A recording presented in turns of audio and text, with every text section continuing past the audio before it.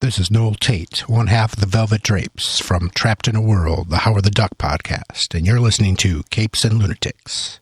Hi, this is Phil, and I'm here to tell you all about the Capes and Lunatics Patreon. Don't miss out on our comic book creator interviews, including our monthly Chichester chats with comic book legend D.G. Chichester, superhero movie brackets in our search for the worst comic book movie of all time, and many, many more specials, all completely uncensored. Access starts for $3 a month, full video when you pledge $5 a month. Check out the link in our show notes or go to patreon.com/capesandlunatics. Hope to see you there. This is Luca Perich, and you're listening to the Capes and Lunatics podcast. I'm here for Peter. Peter Parker. Sure. Anyway, welcome back to another episode of the Ultimate Spider-Cast. I am Phil. Joining me, as always, it is that threat, that menace. The flippiest podcast host in town. And today we are covering another classic arc, Amazing Spider-Man 88 through 90. Warning, someone dies. For real. And then we'll get to some talk of some new books, perhaps a Amazing Spider-Man 87 from the current run, and Mary Jane Black Cat. Beyond. Oh, we're gonna suck it. Well,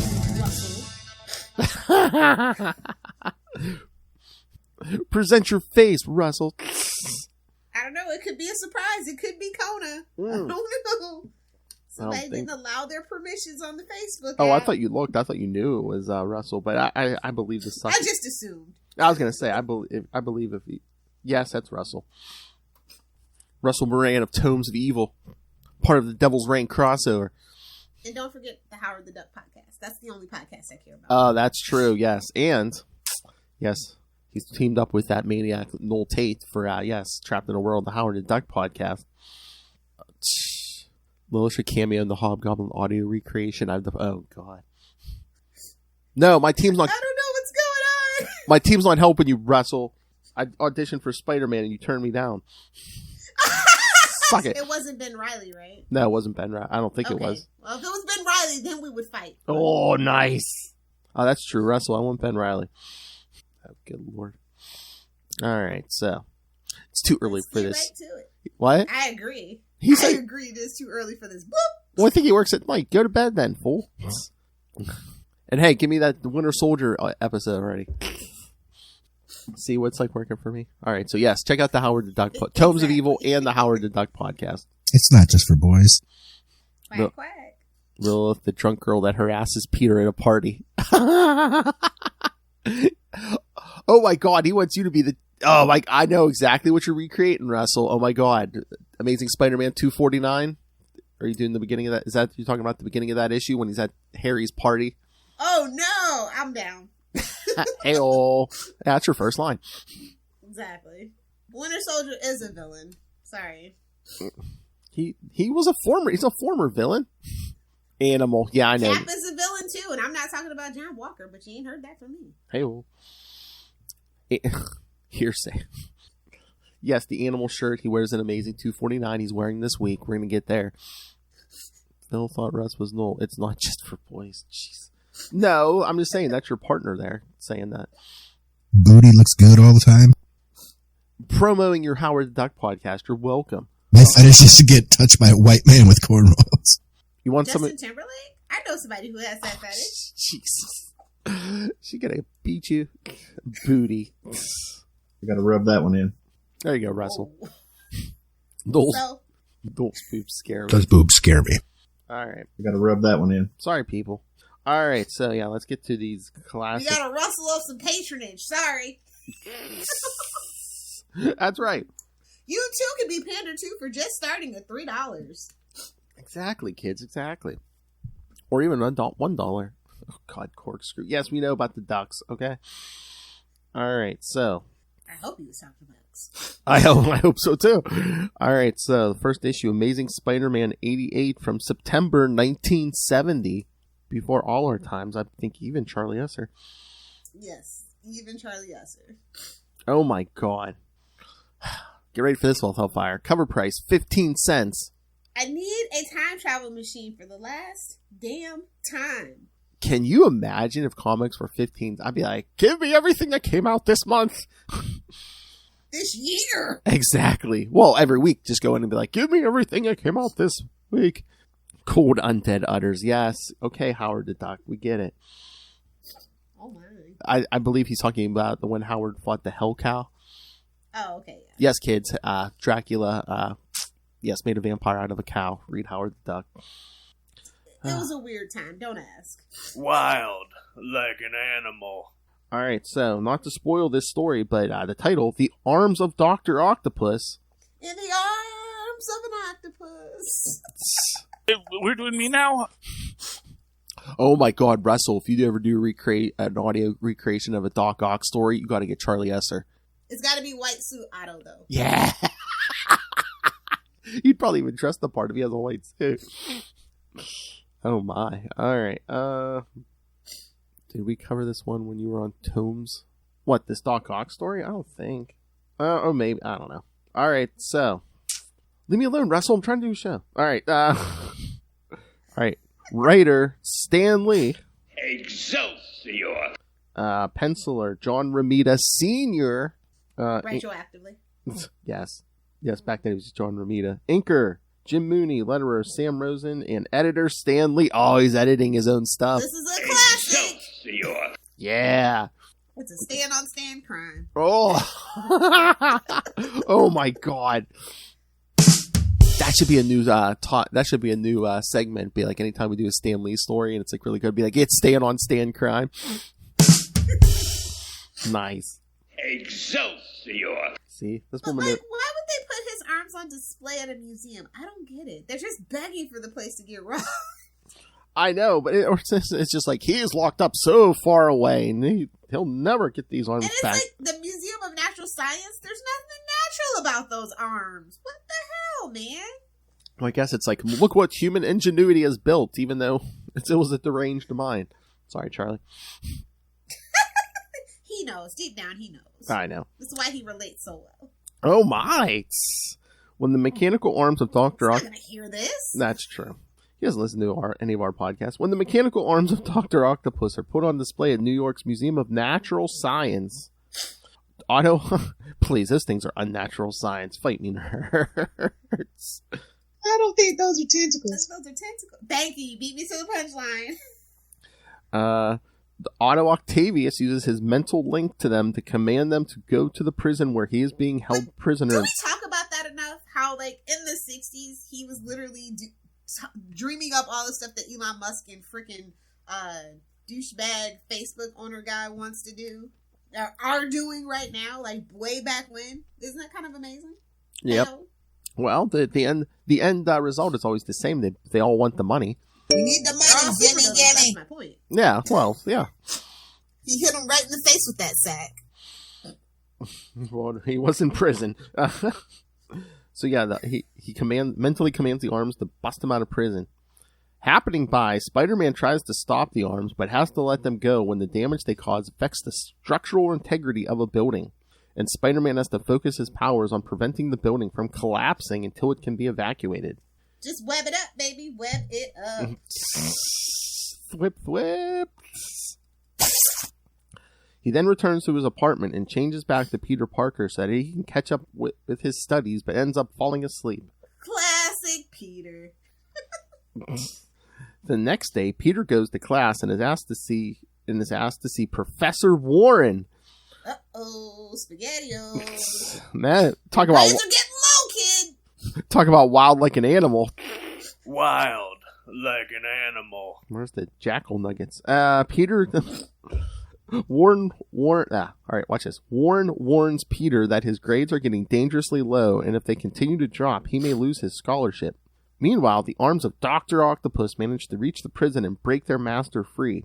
Putting on his arms once more, Octopus flees the prison to begin his criminal activities anew. Octopus then takes control of an aircraft bound for New York, which is carrying General Sue, a military leader from a foreign country who's going to the UN building in New York to sign important paperwork. Yeah, man, he's closing on that house. talk about how like college tuition in 1970 was probably like less than $1,000 a year, and he's got a scholarship? Or how much mortgages were? Yeah, any of it. Jacking with the Jackal, is that an OnlyFans segment? I'm scared. It sounds like a Tomes of Evil. Sounds like a Tomes of Evil Patreon exclusive. You know how many stories I do a year, Russell? I can't remember. Exactly. I write everything down. Octopus takes the plane hostage, and when it lands in New York... How rude. It's like, just Octopus. You're not going to put some respect on his name, Doctor.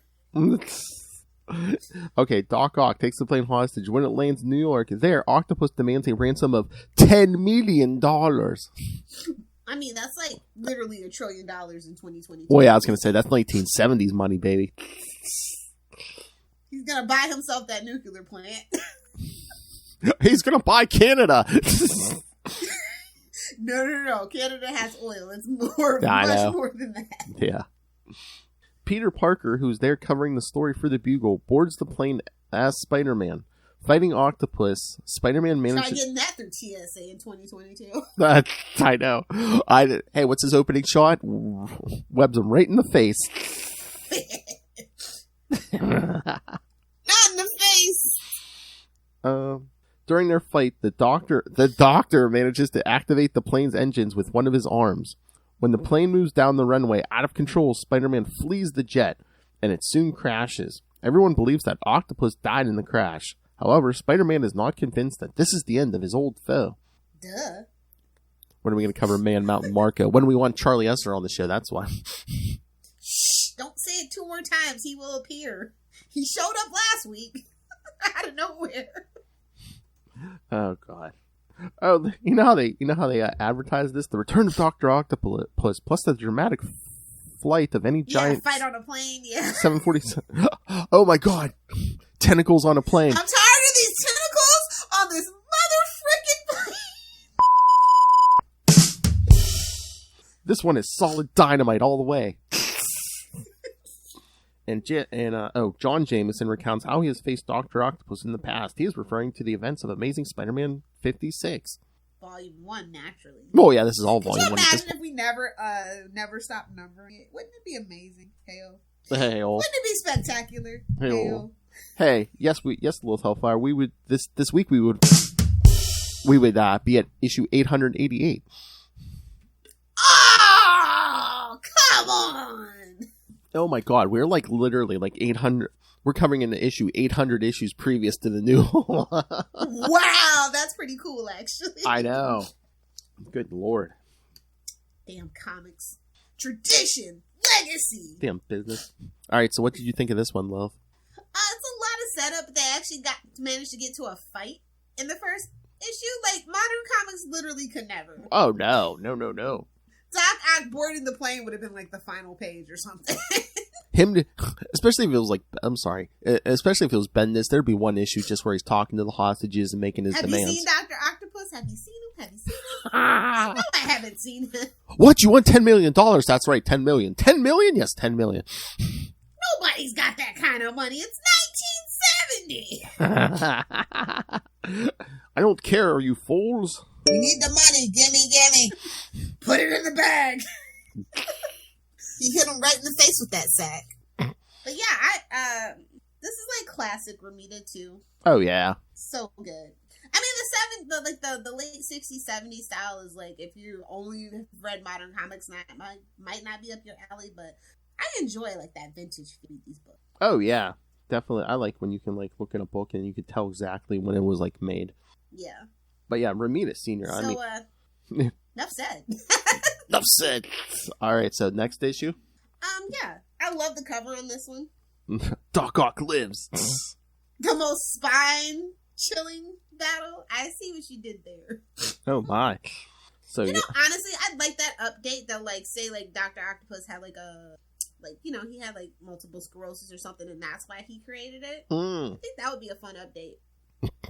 No, it's just he's handling radioactive waste of hellfire. I know. All right, so that part needs an update. That's all I'm saying. And I like they didn't make the kids wait. It's like next month. Oh, you thought he was dead? No. It's been 86 years. been 30 whole days. All right, so Amazing Spider-Man 89, October 1970. Again, the title gives it away. Doc Ock lives. They weren't worried about spoilers back then. I know. Honestly, social media has really ruined the comic book industry, if we're going to be fair. Mm-hmm. Oh, this one, Ramita's still inking it, but pencil or Gil Kane. Oh. Mm-hmm. Maybe I feel like Ramita got pulled elsewhere. Oh yeah, those days I think they were all working on multiple books. So yeah. All right, so web swinging across the city, Spider-Man finds it hard to believe that his foe, Dr. Octopus, is dead. Slipping into an alley, Spider-Man changes back into Peter Parker. Out on the streets, he purchases a newspaper and reads how authorities... No body, no face, no case. What? No body, no face, no case. And reads how authorities were unable to find any trace of Dr. Octopus. Peter worries that Octopus might have survived after all. No kidding. Duh, he's an octopus in the ocean. Duh.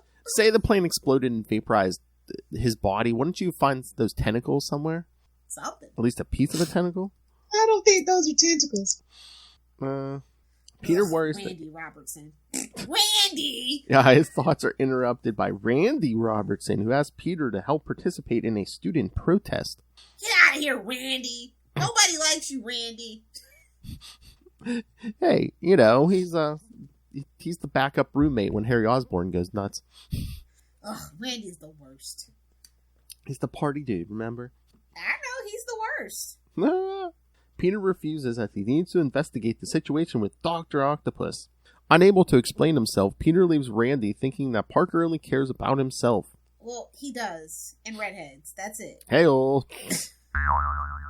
Should have been like, man, chicks. Be wall-to-wall chicks, man. There's this car and it runs on water. That's who Randy reminds me of. It's 1970. Should have been like, man, wall-to-wall chicks, man. They're groovy, man. As Peter goes his own way, he tosses out the newspaper, unaware that his foe is hiding in the nearby alley. Shouldn't that have set that spider sense off? That spider sense ain't what it used to be. I guess. That thing's in business for itself. It's ting ting tingling, ting ting tingling. I mean, it didn't even let him know that the symbiote was bad, so, you know. Well, I could get that. It's an alien. It might have overridden that spider sense. Because Venom doesn't set off a spider sense. I get that. Exactly, yeah. But I'm like, you know. So convenient plot point is convenient. Well, this era, you know, didn't he have a cold like 2 issues ago? It's like, oh man, that damn head cold, man. Slow down that spider sense. I don't think that's how that works, but if you say so, Stan. Who knows? I mean, it's Stan. You gonna argue with Stan? No, you're not. I mean, in this case, it's just, it didn't go off. Dr. Octopus recovers the discarded newspaper and is amused to learn that everyone thinks that he is dead and begins planning his next attack, vowing to get final revenge against Spider-Man. While Dr. Octopus begins... Sure, buddy. I know. While Dr. Octopus begins formulating his plan, Peter Parker rushes to a nearby rooftop where he changes into Spider-Man. He then begins a futile search for Dr. Octopus, but cannot find any trace of his old foe. If he had looked down, maybe he would have seen him. Get your head out of the newspaper, kid! When he swings past the Daily Bugle, he is spotted by J. Jonah Jameson, who tells his city editor... It's the menace! Tells the other Robertson, Joe Robertson, to do something about it. Robertson... Like, what do you want me to do? Flip out there? I know. What do you want me to do? Jump out the window? Robertson tells Jameson that Spider-Man isn't causing any trouble, unlike the pollution that has been plaguing the city. Yeah, garbage people. Pay your garbage people so they take out the trash, man. I don't know. There's all kinds of stuff in the air in Marvel New York City, but we'll get there. Mostly cigars from Jameson. I think that was his point. Yeah. Eventually, Spider-Man spots Dr. Octopus climbing up the smokestack on the city's main power station. Fearing that Octavius might black out. So you're gonna go fight him? Okay, that's smart. Yeah, let's tear it down. Fearing that Octavius might black out all of Manhattan, he rushes after his foe. He ambushes Dr. Octopus and the two begin fighting it out on top of the power station. Spider-Man holds his own until Doc Ock damages a water tower, which threatens the protesters down on the street. Spider-Man braces the water tower with his body and pushes it away safely. However, this leaves Spider-Man vulnerable to attack. Octavius manages to overpower Spider-Man, and intending to kill his foe, he tosses Spider-Man down to the street below. Man, there's a lot of the last issue, this issue, him like holding up like heavy things so it doesn't fall to the street. I like that they advertised that it was drawn by Gil Kane, but Gil Kane makes me think of Gil from freaking Simpsons, and may he rest in peace. He died like way back in like 2000, I think, or maybe 2001. But yeah, you got something for your old pal Gil. That's exactly who Gil Kane reminds me of in a way. But yeah, he was in his time. He was pretty cool, but I think a lot of people don't really mention him. So I think that's the coolest thing about this. And again, sliding time, Brandy Robertson states that Ralph Nader will be presenting at the protest. This should be considered a topical reference. And it shall be for the next, 60 years. I know. What would Ralph it be? Nader ruined the 2000 election. Anyway, sorry. No, 2004 election. I know, yeah. Florida ruined that. No, actually, technically, if Al Gore could have won his own home state of Tennessee and the home state of Arkansas, we wouldn't have needed Florida. So it's Al Gore's fault that he lost. Don't blame Florida on that one. I will defend Florida on this one issue and this one issue alone. He was busy inventing the internet. Leave him alone. On Beyonce's internet. The nerve. All right, what do you think of this one? This definitely feels like a filler. It's the link. It's the bridge. Yeah, between the first one and the next one. Yep. But we get another fight. They don't hold back on the action. I enjoy that. Modern comics can learn a thing or two. We get action. We get Peter's personal life. We get Jameson. I mean, somehow it's a mix. We're not just stuck in one place. Yeah, modern comics. We got all three, so. Hey-o. All right, should we get to the big one? 90! Yes, Amazing Spider-Man 90 from November 1970. The first one. The first 90. Yes. And death shall come. That cover's hilarious. I know, just him running up the building with a body, which you can't see the face. And Spider-Man did it. It's all his fault. He's a murderer. Somebody get Mysterio on the phone. No. But yeah, same team as last time. Gil Kane's back. All right. They had something for their old buddy Gil. That's good. Yes. Battling Dr. Octopus on the roof of New York's major power station, Spider-Man is thrown to his death on the streets below. Sure. Would have been more dangerous if it was New Jersey. Would have been funny if they changed it to the Amazing Dr. Octopus. The superior Spider-Man starts here. Exactly. Or Peter gets arrested. Spider-Man is thrown to his death. Quick thinking, Spider-Man grabs his foe's mechanical tentacles and uses them to swing through a nearby window. Oh man, he grabbed right onto that tentacle, man. I don't think those are tentacles. No judgments. You know how many tentacles Lilith has grabbed to save her life? Hey-oh. That taste is still in my mouth. With the tentacles still chasing after him, Lilith knows the feeling, Spider-Man evades them by hiding in a nearby ventilator shaft. As the arms retreat, Spider-Man tags one with a spider tracer in the hopes of tracking his foe. Oh man, spider tracer. Not the spider tracer. Take a drink, kids. It's been a while since we had a spider tracer. Take a drink. Or mark your bingo card. I mean, come on. It's just like, he can track that by the tingling in his head. Who is this, Lilith Hellfire? Fight me, nerd.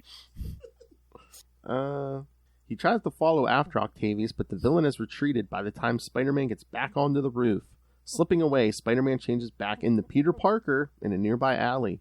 Feeling faint, Peter stumbles out onto the street where he is confronted by Captain George Stacy, who has been looking for him. Noting that Peter He's been trying to talk to him about his car's auto warranty. Ah. What you do with my daughter? Exactly. Peter passed out. He's like, oh, geez. Yes, noting that Peter looks ill, George asks his daughter's boyfriend what is wrong, but Peter passes out before he can explain himself. Oh, Lord. Later, he wakes up in the Stacy home with Gwen watching over him. Hey-oh.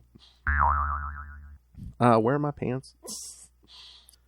When he wakes up, both Gwen and George are happy to see that he is recovering nicely.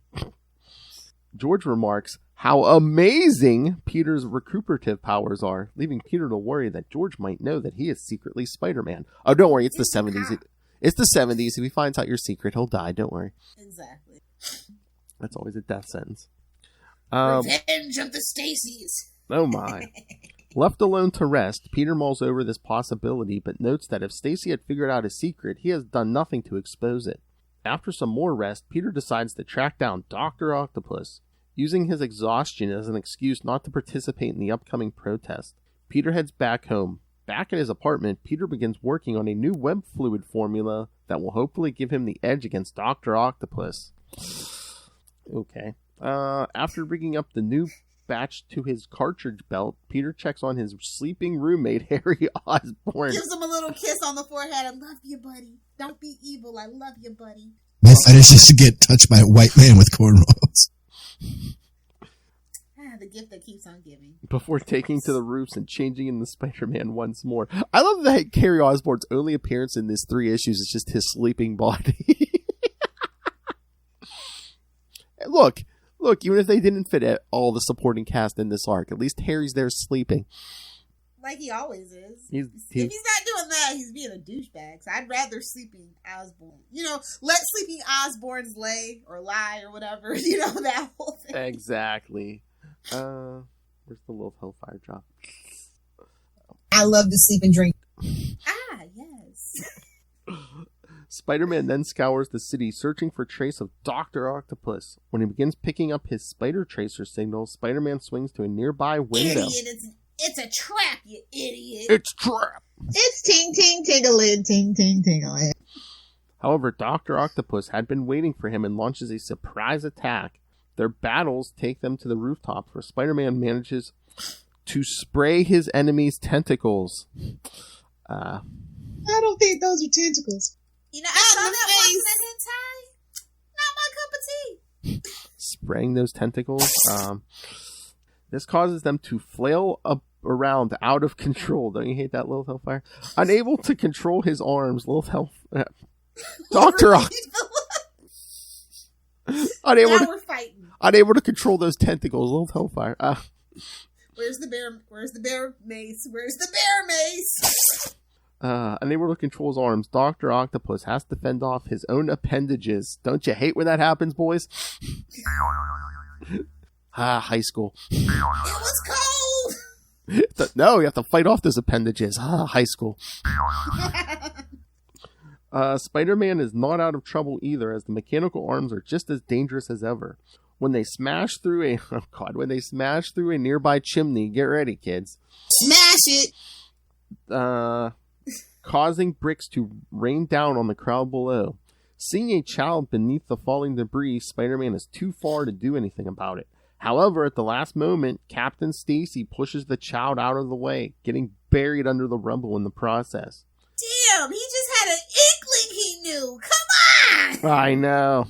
What the hell, Lilith, man? no one can know my secret. Well, that's what you get for following around Spider-Man. He's a menace. That's right. I read that in the newspaper. Seeing this, Spider-Man rushes to George's aid, pulling him up onto the rooftops in order to get him to help. However, George has been fatally wounded and is about to die. George likes spicy chicken. His final words to Spider-Man is the revelation that he knows that the wall crawler is really Peter Parker and tells him to look after his daughter. Well, hell, he didn't even do that, did he? Asked you to do one thing, Peter. One thing! You did none of it. You can do power and responsibility, but you can't do that. Jeez. Peter is horrified, losing George in much the same way as his Uncle Ben. Take a drink, future Lilith. He wonders how he can... Present Lilith. He wonders how he can ever reveal the truth about his double identity to Gwen once she finds out that he is responsible for the death of her father. We won't have to worry about that too much longer either. I saved it from the goblin. It was that damn gravity. Blame it on gravity. Blame it on the rain. Alright, so, what do you think, Lilith? Big class. You know what? Another death in his supporting cast, but this one hardly ever gets brought up compared to like Gwen or Uncle Ben or hell, even Ned Leeds. I know. Because, they really didn't have a relationship. You know what I mean? They tried to paint him as like Uncle Ben number 2, but it didn't work. It didn't stick, which is probably why they killed him. And they're like, you know what? Get rid of the other Stacy too. We're going to do something different. The girlfriend who's father's probably Yeah, old. the girlfriend. Now that was a real shocker. Like that really set the tone going forward for comic books. Oh yeah, like when we talked to Jerry Conway. Good old Mr. Jerry Conway. Scroll down. The Jerry Conway, scroll down. Yeah, it's just like, hey, they showed that, hey, you have to read every issue, no one's safe. Yeah, that like honestly, that was like outside of like Uncle Ben, that's like the first time, and like that's to set up the hero trauma, but like a girlfriend, really, off a bridge? Ooh. Shook the whole industry. Everyone was like, wait a minute, what about Lois You Lane? can do that? What about Lois Lane? Oh, DC could never. No, not that era, no. Especially with They did kill Lois in 9/11, so there you go. What? Remember that story? They killed Lois during the 9/11 attacks or whatever. No. You don't remember that? I don't think. I'll have to find that story somewhere. It's like a what if story or something. Oh, okay. All right, so any other thoughts on this one, love? It just kind of came out of nowhere. Well, again, like you said, maybe they had to make some room or the character wasn't working or something, but I love how he has just enough breath, his dying breath. I knew you were... No, it was you, Peter. Take care of my daughter. Oh, my God. So dramatic. I love it. I mean, does he ever feel the guilt? It's like, man, I let that whole family die. I mean, that's why they brought him back as clones. Well, yeah, and then in the 90s, they had George Stacy's brother Arthur and, Gwen's cousins. Yeah, they're like, like I said, the Revenge of the Stacy. I mean, I see what you did in the late 90s, early 2000s, kids. They look like they killed off Mary Jane, and oh, hey, look, here's Gwen's cousin who looks just like her, except she has dark hair. Headband and all. Exactly. God. And it's genetic. The headband is genetic. And she was friends with Mary Jane first, so it's just like, oh, hey, this has the Mary Jane seal of approval if she dies. Wink. Yikes. I know. That's not how any of this works. I know. All right, you want to get All right, new comic books? Yes. I can't believe it took us this long to get around to, his death. I know. What, George Stacy?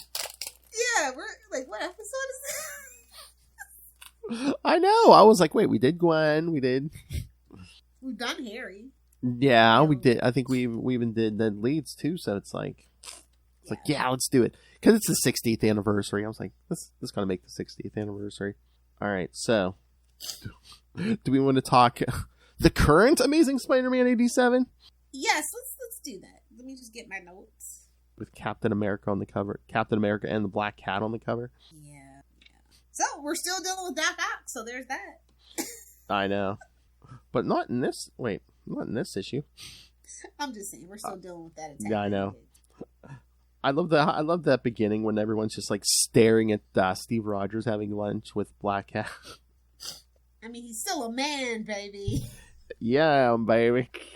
I mean, she's not Bernie, but what are you gonna do? Yeah, So, baby. okay, this is Jed McKay and Carlos Gomez, and yeah, they knocked it out of the Oh park. man, Jed McKay had a big week this week. I mean, Amazing Spider. So big. Hell. Hey-oh. And if the stars align, perhaps in a month we may be speaking with the man. So send your thoughts on all of his many. Everybody send out good vibes. So he did both Spider-Man books this week. The Death of Doctor Strange was out this week, which was his. So I read that, but I'm like, enough with the tease already. Yeah. It said Death of Doctor Strange. Give it to me. there's a drop. You're welcome. But yeah, no, Charlie and I covered that on Super Connectivity 378. So Scroll up. scroll up, scroll down. I don't know. But I love Jed's work. I love the little touches they went to. Were they eating at cat witches? And this is such a little Hellfire move. I love Steve Rogers is like, I didn't know they should serve champagne here, and she's like, oh, I brought my own. Exactly. Don't trust nobody. Might be drinking that cheap stuff from frickin' the supermarket. No thanks. So yes, I guess Stella rolls out of here. So I guess Cap and Felicia agreed to retrain Peter. And look at that. She's like, yeah, you're not Spider-Man right now. He's Spider-Man. Exactly. Which is funny because remember all the crap she gave Ben about, you're not Spider-Man. And really the only... It's a full circle moment that he saw the opportunity for and he took it. Yes. So, yeah, and then we get Basically, they're rebuilding Ben's brain. I like that they subverted expectations because you thought you knew where the story was going, and then it kind of took a left turn. I know. I just love to think she's like, who is this? Hobgoblin? Which one? I can't tell. I was just waiting for the meta commentary. Oh, don't worry. No one does. No one does and no one cares. Unless you're Russell. No one knows which one is which. You gotta rub that one in. Venom, Vermin, Vulture. Are these in alphabetical order? But yeah, again, we get the... I don't know if this was Jed's idea or his artist, but they get the flashback, yes, to that animal t-shirt, which just what Russell was talking about from Amazing 249. Yeah. You know it was Jed. He loves freaking deep dives. That's his jam. In the bag on his head, that call out to Amazing 258. Yep. When the Fantastic Four took I that... have that Funko Pop somewhere. Do you? Yeah. Nice. Snagged it in a bash off eBay. I was like, this person didn't know what they had. My cookies. Bagman. Oh my god, I love just the little touches, you know, like when him and Felicia are swinging and she's like, come on, you're swinging like Eddie Brock, no style, no finesse. Burn. I know, it's like, damn. Burn. To be fair, he's kind of a heavier guy anyway. Pete's very, slender. I know.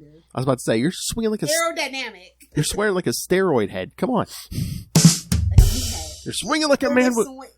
You're swinging like a man with no neck. Leave Eddie Brock alone. He's come a long way. He might be teaming up with Ben for all you know. That's true. But I love when he comes crashing down because I just hear Toby going, my back, my back. I can do a little cartwheel if you want. Oh my god! And like, here, please don't replace me with Jake Gyllenhaal. Please don't replace me with Jake Gyllenhaal. That's who should have been Venom in that movie, honestly. But I mean, whatever. I mean, this one page, I could see that being after Toby crashed down. Here, I have some water and orange slices in here for you. It's not a softball game, damn it. I love when she's like, I got water. And he's like, I've never seen you drink anything but champagne. She's like, oh, Cap packed it. I love that dynamic. They're just like oil and water. They don't. I know. But you're at 75%. Your 75% should be equal to my 100%. I don't have superpowers. Did you forget? Did you think I got bit by radioactive Eartha Kitt? Yikes. See? That just proves the point. They know. I know. They know what they did. I love he's like, you do have superpowers. She's like, oh, the bad luck thing? It's like, that's not very helpful. I know. Although the cartoon does confuse me if you're a cartoon-only person. That was the weirdest storyline change. I was just like, okay. That's not how that works. But yeah, I think we talked about it with Charlie last night, but just Maxine Danger threatening the clone of Kafka. Yeah. I mean, danger, it's right in the name. I know.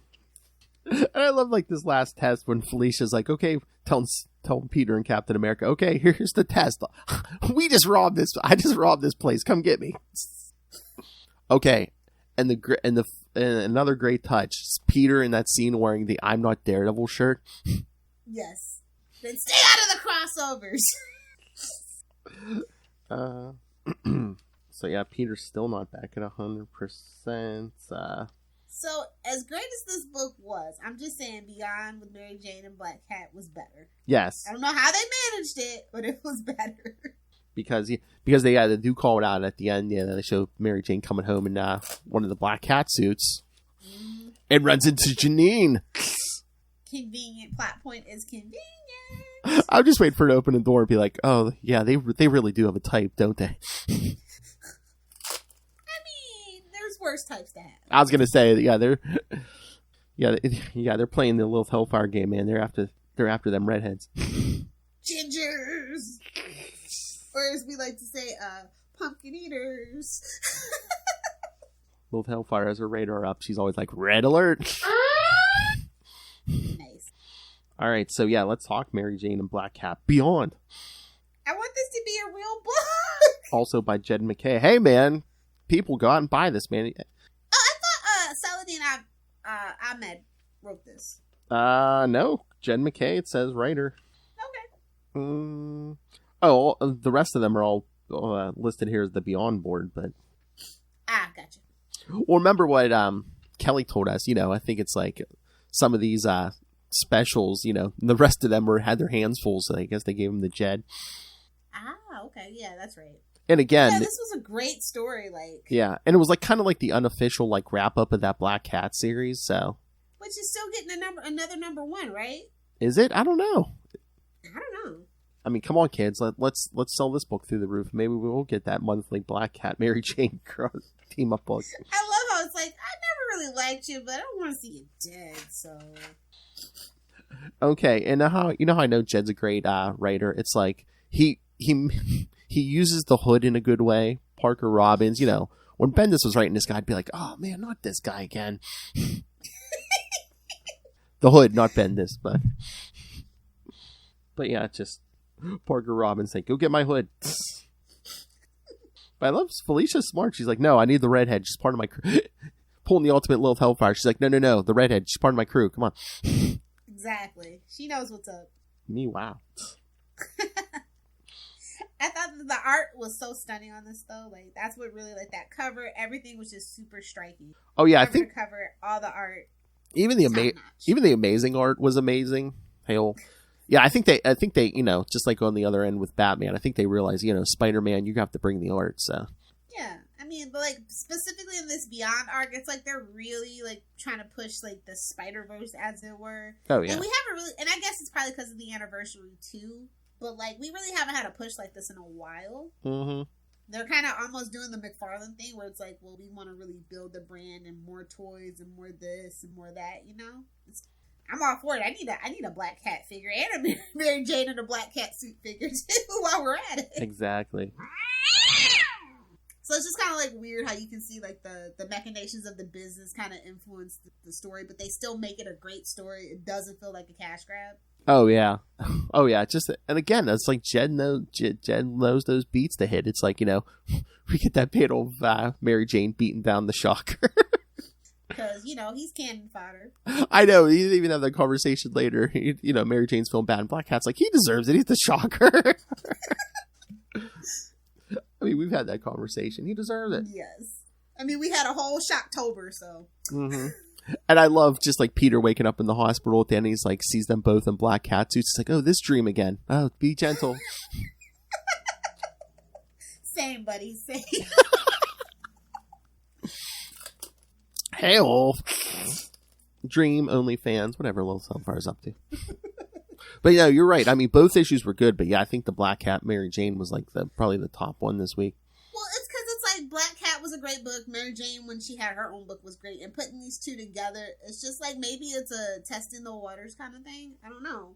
But their dynamic and how, they really don't. It just worked for me. I don't know. I mean, I could see it because they're both tied to Spider-Man. Hey-oh, but it's maybe the Mary Jane book and maybe the Black Cat book were doing okay numbers. Black Cat had a lot of critical success. Least. But I'm just saying, I wonder if the numbers both of them were somewhat okay. So thinking, hey, maybe if we combined them every month, maybe Yeah, because I know Marvel for a fact has been trying to push for more female-led titles because, friend of the show, but Captain Marvel just isn't selling like they were wanting, and that's why we're getting a She-Hulk and things like that. They're really trying to branch out. Yeah. So. Oh yeah, She-Hulk. She-Hulk #1 was good. Oh yeah. But yeah, I can't find that poster to save my life. I'm very upset. Very upset. But yeah, I have to print it on my own, and I'm very upset. But yeah, no, Mary Jane and Black Cat. Yeah, they should do that.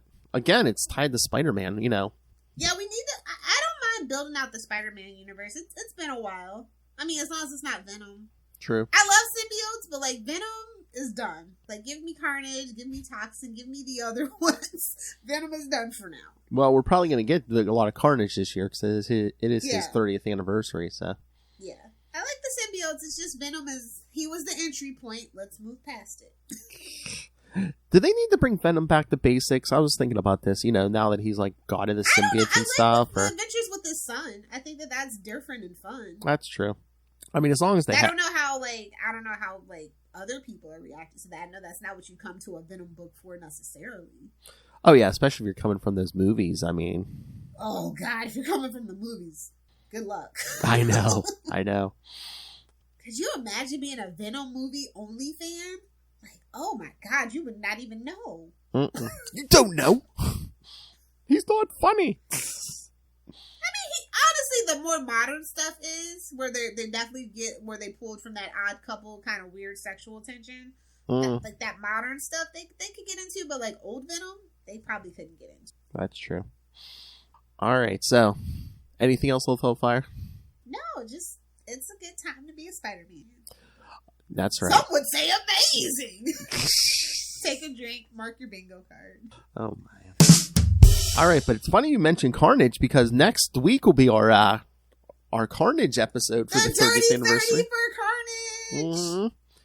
Pick some random issues. Yeah, we'll cover Amazing Spider-Man Annual 28 and Web Spinner's Tales of Spider-Man 13 and 14. Because we obviously already did Absolute Carnage, and we did Maximum Carnage on Comic Capers. Yeah, way back when. Yes, and then in 2 weeks it'll be time for another Scarlet Spider Fest. Sausage.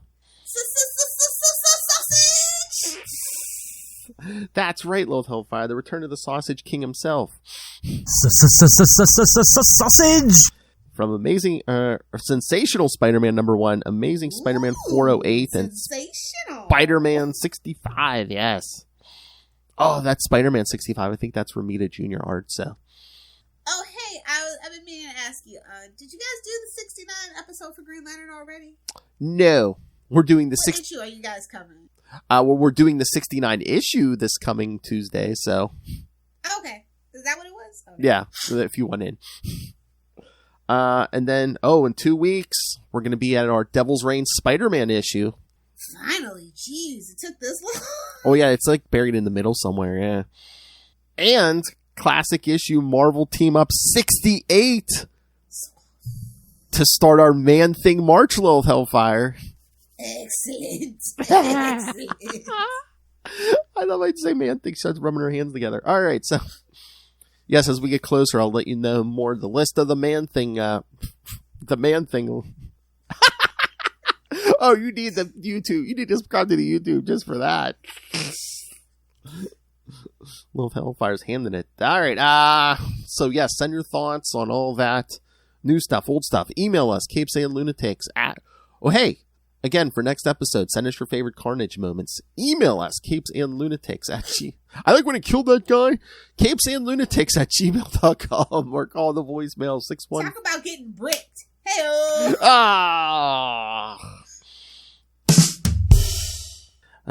So, yes, capesandlunatics at gmail.com or call the voicemail 614-382-2737. That's 614-38-CAPES. And remember, you can follow Ultimate Spider-Cast on Facebook, Twitter. Go join the Web of Spider-Man, our Facebook fan group. I believe now at 3.3 thousand members. Can we still tell the original Moon Knight podcast to suck it? Tell every Moon Knight podcast to suck it. All right, so yes, find links to all the social medias for all our shows, the Facebook fan groups, the YouTube channel where Lilith Hellfire makes dirty hand gestures. Go subscribe. Jazz hands. Links to, most important, if you can, please subscribe to our Patreon. Again, you get early access at least weeks in advance to creator interviews, Mr. DG Chichester every month. And Patreon-only exclusive content, our superhero movie brackets. Who will be crowned worst superhero movie of all time? Kind of sad we didn't put Spider-Man 3 in there, but it's alright. There was we had so many contenders, Lilith Hellfire. We might have to do this again next year. No, we're going to do the best comic book movie, and we're letting Kristen run the racket. Yes. Oh my God! Just can you just imagine like the ad I can put up on social media? It's be like, for the second here because Ray demanded it. Exactly. Because Ray Russell and Justin demanded it. Because those are our patrons. Thank you, boys. And of course, you can also pick up Capes and Lunatics and Capes and Lunatics Sidekicks merchandise. Everything, that whole list is at. You can find links at Linktree, linktr.ee/Capes and Lunatics. All right, Lilith Hellfire, where can people find you drinking champagne in the early morning? Mimosas. I wish. If you guys want to hang out with me on the interwebs, you can find me on Twitter at Lilith Hellfire, on Instagram at Lilith Hellfire69, and of course, make them a spicy comment on TikTok at Lilith Hellfire69. It's all rape and murder, I'll tell you that. Once I get to 1,000, I might go live, so you might want to, go ahead and hit the follow button. You might what? Go live. You need 1,000 followers or whatever they call it on TikTok to go live. Oh. The big finish. You can see some Funko Pops, cool comic books, maybe. I don't know. I was going to say, you're not going... How crazy are you going? Look at my butt. No. That would be OnlyFans. No, she's going to give a inspirational talks. You know how duck penises work, right? Exactly. It's a giant sized man thing. Oh, my. You better flip away. All right, kids. Thank you for joining us again next week. Our Big Carnage 30th anniversary episode. And then in 2 weeks, Ray's back for another... Let the sausage begin. And then in 3 weeks, Devil's Reign will be here. But until then, swing on back. Flip.